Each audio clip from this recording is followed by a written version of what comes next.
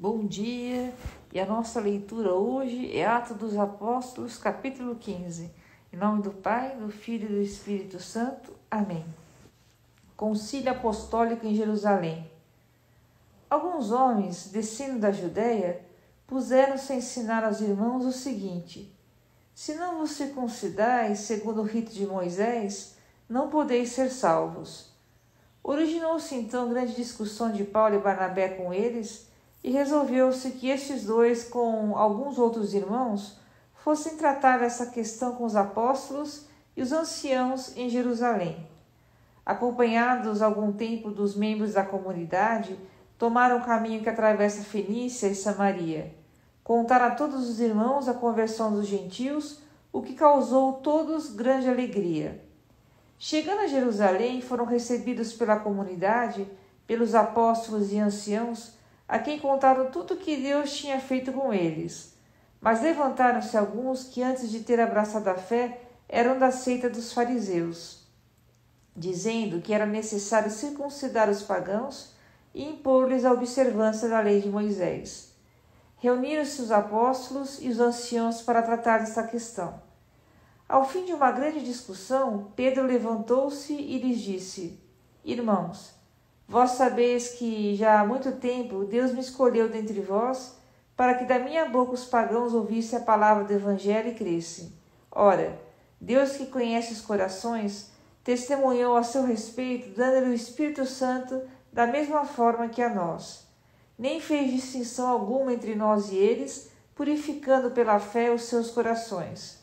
Por que, pois, provocais agora a Deus, impondo aos discípulos um jugo que nem nossos pais nem nós pudemos suportar?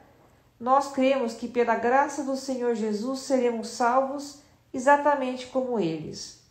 Toda a assembleia o ouviu silenciosamente. Em seguida, ouviram Barnabé e Paulo contar quantos milagres e prodígios Deus fizera por meio deles entre os gentios. Depois de terminarem, Tiago tomou a palavra. Irmãos, ouvi-me, disse ele. Simão narrou como Deus começou a olhar para as nações pagãs para tirar delas um povo que trouxesse o seu nome. Ora, com isso concordam as palavras dos profetas, como está escrito: depois disto, voltarei e reedificarei o tabernáculo de Davi que caiu, e reedificarei as suas ruínas, e o levantarei para que o resto dos homens busque o Senhor e todas as nações sobre as quais tem sido invocado o meu nome. Assim fala o Senhor que faz essas coisas que ele conheceu desde a eternidade.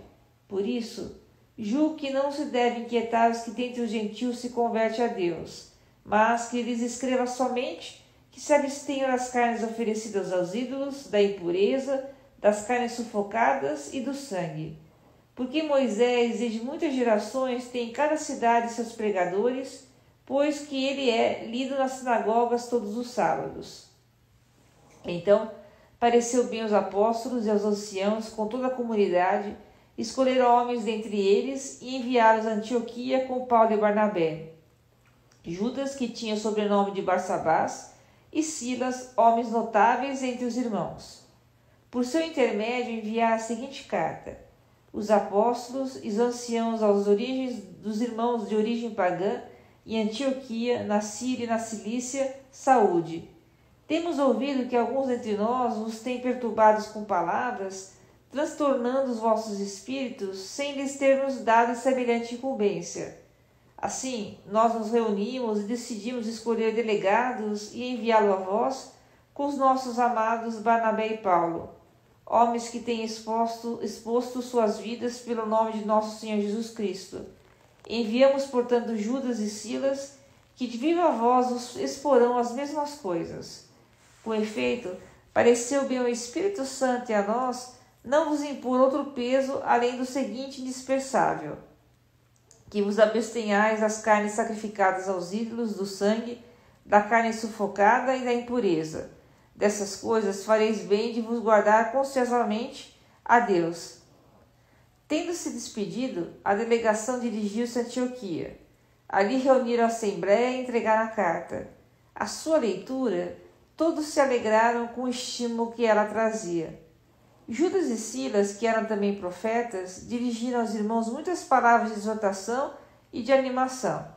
Demoraram-se ali por algum tempo, foram depois pelos irmãos despedidos em paz, voltando ao que os tinham enviado.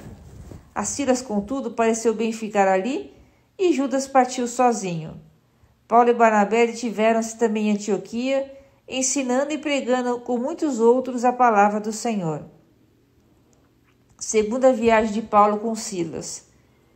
Ao termo de alguns dias, disse Paulo a Barnabé: tornemos a visitar os irmãos por todas as cidades onde temos pregado a palavra do Senhor, para ver como estão passando.